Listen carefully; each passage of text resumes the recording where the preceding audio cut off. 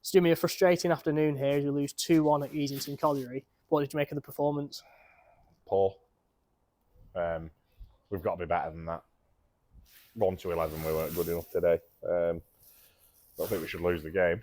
I don't think we're that poor. But yeah, we just got to be better. It's really frustrating. I've said to lads in there sometimes, we've had some good away performances, but we look like a different team away from home. We get suckered in. It's quite hostile here.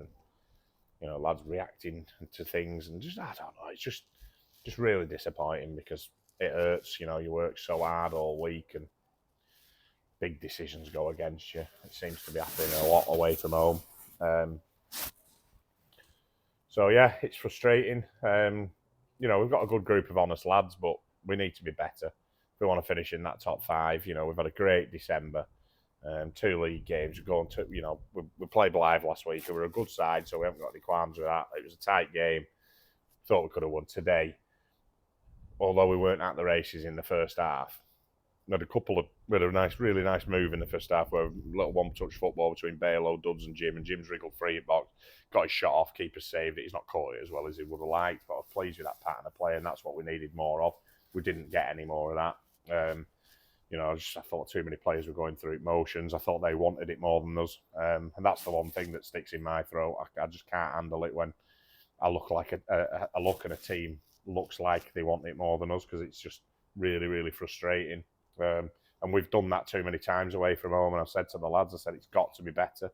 Asked for a reaction today before the game, and they didn't come out. And we just looked like second best from 1-11, mostly all over the park.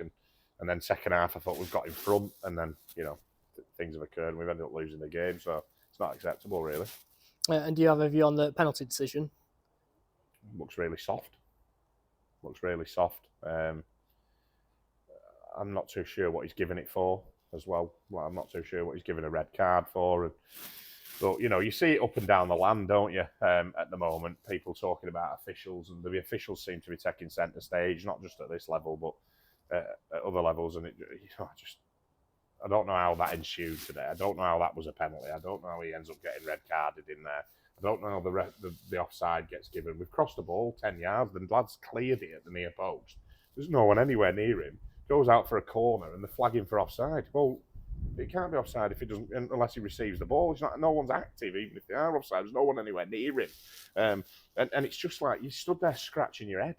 And the worst thing about it, and I accept I make mistakes as a manager. Officials will make mistakes, but if somebody asked me why I did this and why I did that, I'd give them an answer. But you can't talk to officials. If you talk to them, you get in trouble. I don't know where we're going with it at the moment, and it's really frustrating. We're on the wrong end of it today, but I won't let that overshadow the performance either. I don't think the performance was good enough. I think we've only got ourselves to blame. But then again, we would have taken a point, and we'd have said, we've not played at our best today. We've come with what we started with. We go home with a point. We would have taken that and moved on. But yeah, bitterly disappointing to lose. Yeah, you've touched on the red card then as well at the end. Has anything been said about that after the game? Well, I can't go in and speak to the referee, can I? So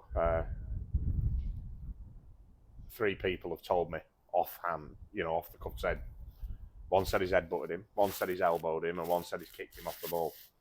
Well, he's got to have done one of the 3, haven't they? What did he do? Did he headbutt him, elbow him, or kick him? I find it unbelievable, because I've spoken to Russ, and Russ is an honest kid. I know if he'd elbowed the lad, he would tell me. He said, I just shoulder barged him to run past him, Jimmy. I said, and he's not the sort of kid that'd throw an elbow. He just wouldn't. So look, we'll have to look back at it on video. The linesman's gone off what their dugout have created and said, I think, and pulled him in, because if he hasn't done it, then he can't have seen it, can he? But I'm not sure he saw it at all. And then that's a red card. It's a 3-game ban. What's going to happen if for whatever we won't, because we know how it works with the FA. But if we put an appeal in, it probably won't get rescinded, or if it did get rescinded, what would happen to the officials who actually haven't seen the decision?